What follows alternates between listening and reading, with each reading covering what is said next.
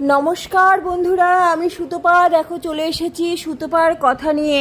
সুতপার কথাতে আজকে কি নিয়ে এসেছি দেখো। এটা সবার অতি পরিচিত একটা লোভনীয় ডিশ। এটা হচ্ছে চিকেন মোমো। চিকেন দিয়ে বানিয়েছি, সেটাই তোমাদের সাথে শেয়ার করব। তার জন্য দেখো আমি চিকেন নিয়েছি, পেঁয়াজ নিয়েছি, আর এদিকে নিয়েছি ধনিয়া পাতা কুচি, আর এদিকে আদা আর রসুন।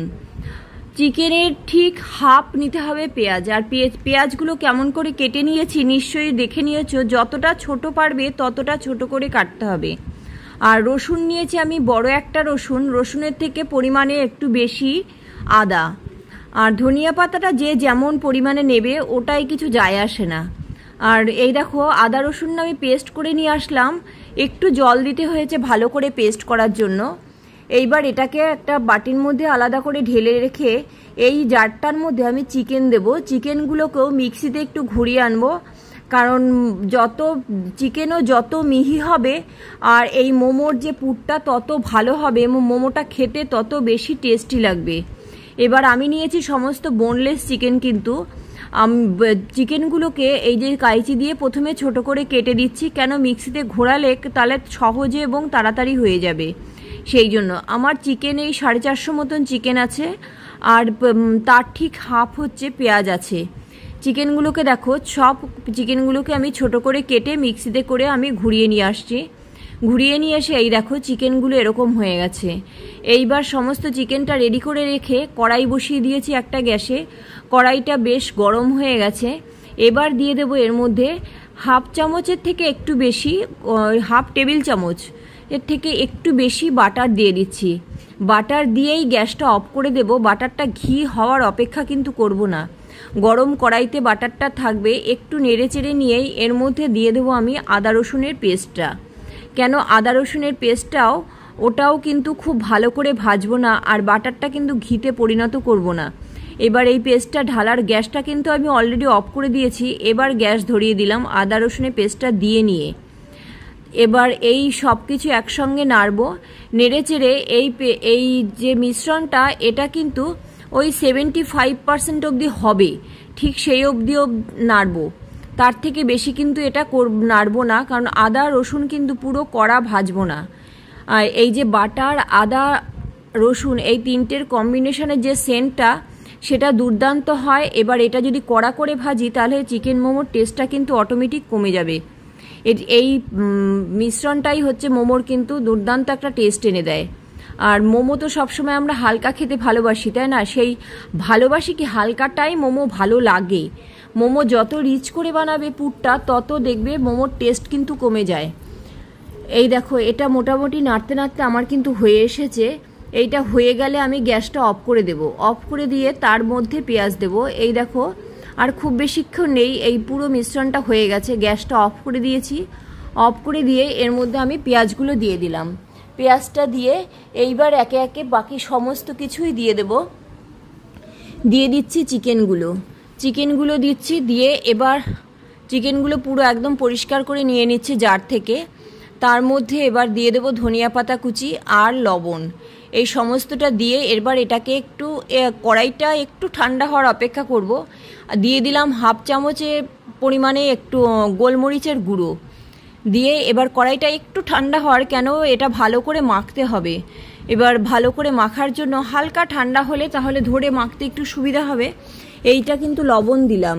দিয়ে এবার এটাকে চামচ দিয়ে খুব ভালো করে মাখিয়ে নেব। তবে মাখানোর আগে এর মধ্যে দিতে হবে একটু সাদা তেল।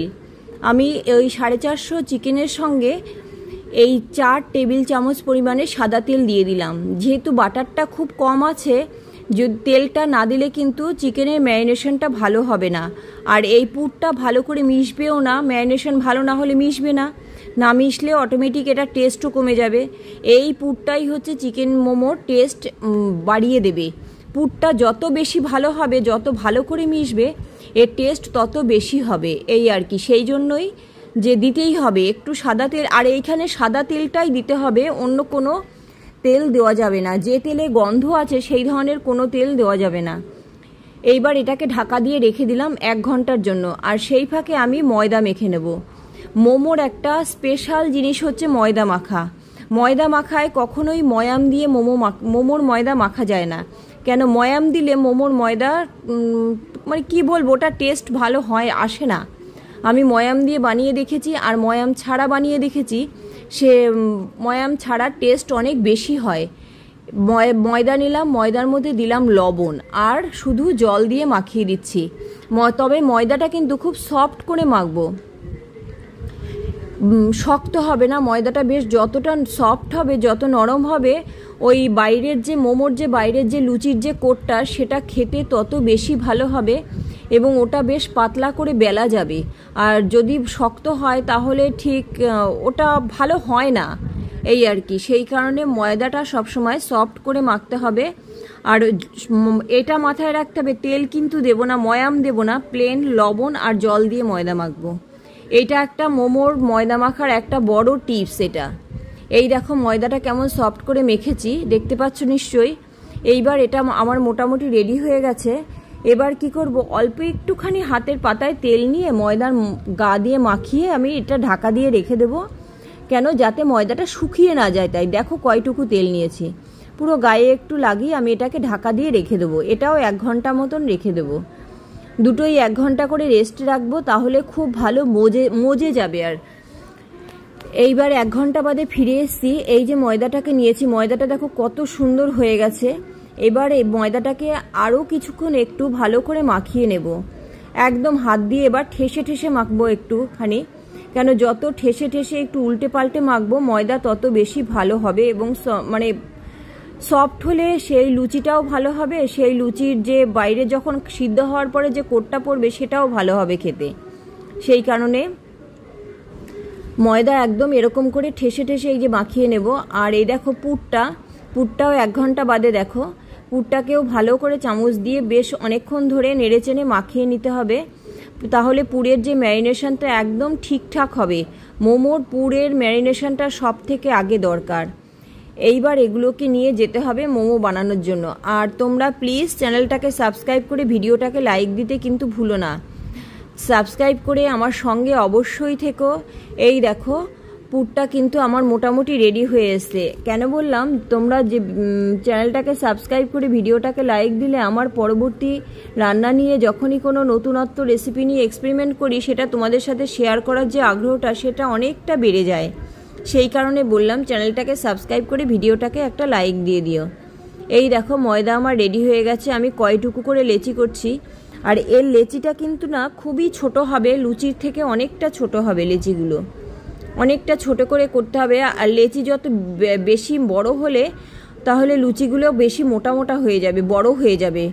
আর যতই ছোট, অত বড় তো মোমো বানানো যায় না, মোমোর একটা নির্দিষ্ট সাইজ আছে, সেই কারণে লুচি এই লেচিগুলো ছোট করতে হবে, যতটা পারা যায় ছোট করতে হবে। এদিকে আমি মোমোর বাসনের যে নিচের যে সসপ্যানটা, তার মধ্যে দেখো টমেটো আর কতগুলো শুকনো লঙ্কা জলে ভিজিয়ে রেখে দিয়েছি, কারণ ওইটা দিয়ে হচ্ছে মোমোর চাটনি করব। তাই এই দেখো লেচিগুলোর মধ্যে আমি প্রথমে একটু শুকনো গুঁড়ো মিশিয়ে নিলাম, ময়দার গুঁড়ো খুব ভালো করে মিশিয়ে নিচ্ছি। নিয়ে এবার এগুলোকে নামিয়ে নিয়ে এটা মাখবো, মাখবো বললাম সরি।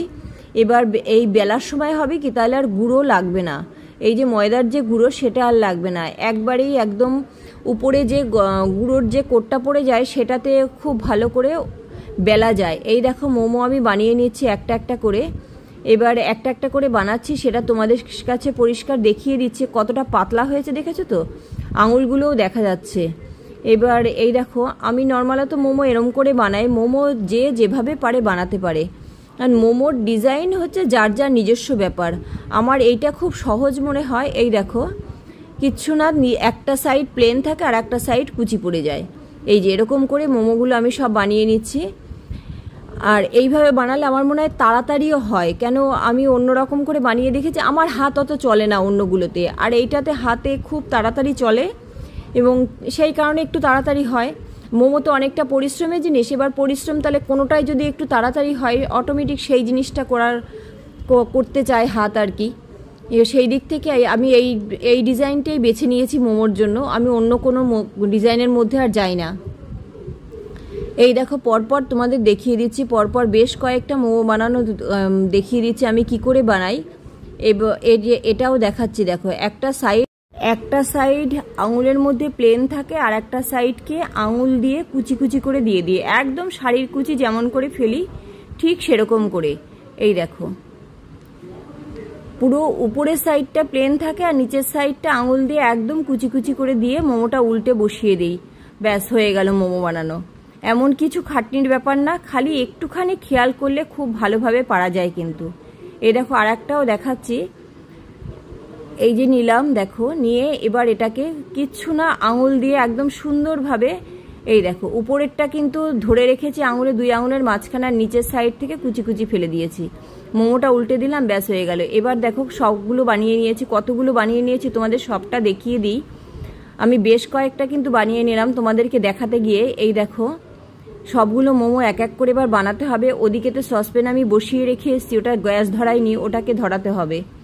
এই দেখো 4টে বানিয়ে নিলাম তোমাদেরকে দেখিয়ে। এই যে এটাতে গ্যাস ধরিয়ে দিই, গ্যাস ধরিয়ে দিলে এটা ফুটে উঠলে গ্যাসটা অফ করে দেবো। আর সেই ফাঁকে আমি এই যে সসপ্যানগুলো যেগুলোতে মোমো বসাবো, মোমো স্টিমার আর কি, এইটাতে আমি আগে সর্ষের তেল ব্রাশ করে নিই, ব্রাশ করে এটাতে রেখে দিই। কারণ প্রত্যেকটা বাসনে সর্ষের তেল ব্রাশ করে রাখছি, কারণ হচ্ছে সর্ষের তেলের গন্ধটা এই যে চিকেন মোমোর সঙ্গে সর্ষের তেলের যে গন্ধ, এটা খুব ভালো লাগে খেতে গেলে দুর্দান্ত লাগে। সর্ষের তেলের গন্ধ বেরোয় না, কিন্তু চিকেন মোমোর সঙ্গে সর্ষের তেলের গন্ধটাই বেশি খাটে।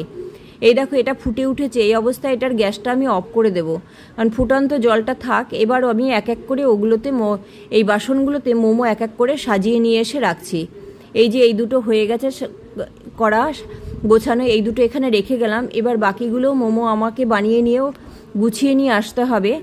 আর তোমাদের তো সাজানোটা দেখাইনি, এবার দেখো সাজানোটা দেখিয়ে দিই কেমন করে সাজিয়েছি। প্রত্যেকটা একটার সাথে একটা লেগে থাকবে না কিন্তু, এরকম করে সাজাতে হবে। এইবার এগুলোকে নিয়ে যাই, আবার গিয়ে বসাতে হবে। এই যে বসিয়ে দিয়েছি দেখো, পরপর এগুলো ফুটে উঠেছে। এবার ফুটে ওঠার পরে যে ওই টমেটো আর শুকনো লঙ্কা কিন্তু 80 থেকে 85% সিদ্ধ হয়ে গেছে। এবার যখনই দেখবো 80 থেকে 85% সিদ্ধ হয়েছে, তখনই আমি এগুলোকে নামিয়ে নেব। নামিয়ে নিয়ে এটা একটু ঠান্ডা হওয়ার জন্য অপেক্ষা করব। এইটা দিয়েই চাটনি করব, একদম সিম্পল, কিচ্ছু লাগে না এর মধ্যে, কিন্তু খেতে দুর্ধর্ষ লাগে। খেয়ে কখনোই বোঝা যায় না যে এই চাটনির মধ্যে কিছুই নেই। এইবার এই মোমোগুলো বসিয়ে দিলাম, মোমোগুলো সিদ্ধ হওয়ার জন্য আমি অপেক্ষা করছি। এই টমেটো আর শুকনো লঙ্কাটাই একটু ঠান্ডা হওয়ার পরে আমি ফ্যানের তলায় রেখে ঠান্ডা করে নিয়েছি তাড়াতাড়ি। তারপরে এগুলো দিয়ে দিলাম মিক্সি জারের মধ্যে, এর মধ্যে লবণ দিয়ে দিলাম, আর কিচ্ছু দেবো না। সুন্দর করে মিক্সি জারের মধ্যে যতটা পেস্ট হয় সেরকম করে পুরো একদম ঘুরিয়ে নিয়ে এসেছি। দেখো এই যে চাটনি আমার রেডি। এটা লবণটা টেস্ট করতে হবে, আর কিচ্ছু না। আর চিকেন মোমোর চাটনিটা একটু ঝাল ঝাল হলে ভালো লাগে। চিকেন মোমো না, মোমোর চাটনি একটু ঝাল হলেই খেতে ভালো লাগে। এদিকে এগুলো কিন্তু সিদ্ধ হয়ে গেছে, আমার এবার পরিবেশন করার পালা। দুর্দান্ত টেস্টি চিকেন মোমো কিন্তু আমার রেডি, আমার বাড়ির সবাই অপেক্ষা করছে। অবশ্যই এই রেসিপিটা একবার ফলো করো, তাহলে বুঝতে পারবে যে ছোট ছোট টিপসগুলো সেগুলো মোমোর জন্য কতটা জরুরি। এইভাবে যদি একবার বানিয়েছো, কেউ আর রেস্টুরেন্টে কিন্তু আর মোমো খেতে যাবে না। আর বাড়ির কেউ তো চাইবেই না, বাড়ির সবাই চাইবে বাড়িতেই বানিয়ে খাওয়াও, কেন এতটাই টেস্টি হয়। রেস্টুরেন্টের টেস্টকে হার মানাবে এই মোমো, এটা গ্যারান্টি দিয়ে বলতে পারি। একবার অবশ্যই ট্রাই করবে। এই যে আমি পরিবেশন করে দিচ্ছি। আর এই চিকেন মোমোর সাথে এরকম করেই চাটনিটা করবে, কোনো কিচ্ছু দেবে না, একদম সিম্পলভাবে করবে। মোমো সবসময় আমরা হালকা পছন্দ করি, আর আমরা বাড়িতে যত বেশি রিচ করে মোমো বানাবো, মোমোর টেস্ট কিন্তু তত কমে যাবে। মোমো সবসময় হালকা করে বানাতে হবে, তবে মোমোর টেস্ট আরও বেশি থাকে। এই মোমোতে দেখো সেরকম কিছুই দেইনি, কিন্তু এতটাই দুর্ধর্ষ টেস্ট হয়, এটা আর বলার মতন না। অবশ্যই ট্রাই করবে এবং আমাকে কমেন্টস করে জানাবে যে এই রেসিপিটা তোমাদের আমি কেমন দিলাম। আর কি, টাটা, বাই বাই।